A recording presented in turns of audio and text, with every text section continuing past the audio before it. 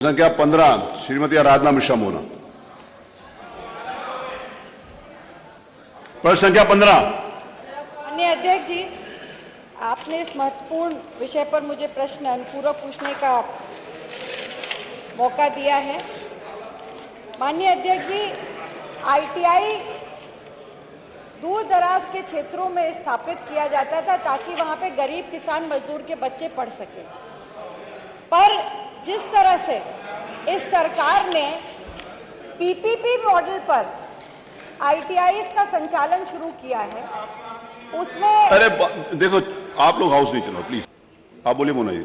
माननीय अध्यक्ष जी, जो पीपीपी मॉडल पर सरकार ने आईटीआईज बनाने का काम किया है, इससे सबसे बड़ा जो नुकसान हो रहा है उन ग्रामीण क्षेत्रों में उन बच्चों का हो रहा है जो गरीब किसान के बच्चे थे, जिनके आर्थिक रूप से कमज़ोर थे, जो बाहर पढ़ने नहीं जा सकते थे, वो इन आईटीआईज में पढ़ते थे। पीपीपी मॉडल पर होने लगभग 2017 से लेकर के अभी तक सरकार ने लगभग 34 आईटीआईज बनाए, जिनको इन्होंने पीपीपी मॉडल पर रख दिया। आज की तारीख में 32 भवन बन करके तैयार हो गए और 24 संस्थान पीपीपी मॉडल पर संचालित हो रहे हैं। मेरा प्रश्न सीधा सा है माननीय मंत्री जी से कि जो पीपीपी मॉडल पर ये आईटीआईज बने, इसमें जो संचालित नहीं हो रहे हैं, लगभग 8 से 10 करोड़ की लागत से सरकार का धन खर्च हुआ उन आईटीआईज को बनाने में। बिल्डिंग बन करके तैयार हो गई। मेरी विधानसभा क्षेत्र में 2017 में वो बिल्डिंग बन गई थी, आज तक संचालित नहीं हो पाई।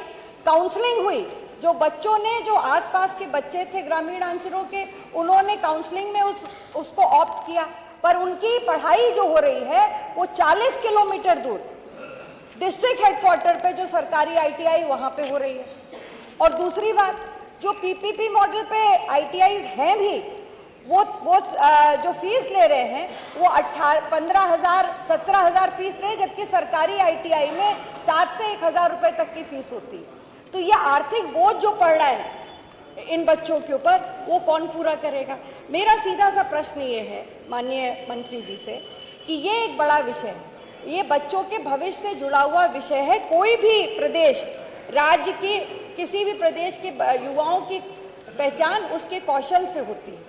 अगर इन बच्चों को, पहला सवाल मेरा ये है कि जो पीपीपी मॉडल पर सरकार ने आईटीआईज करे हैं, क्या इस पर पुनर्विचार करेगी और उनको सरकार द्वारा संचालित कराएगी? यदि नहीं, तो क्या जो फीस ज़्यादा ली जा रही है पीपीपी मॉडल पर, क्या उस पर कोई अनुबंध सरकार लगाएगी कि ये फीस कम ली जाए?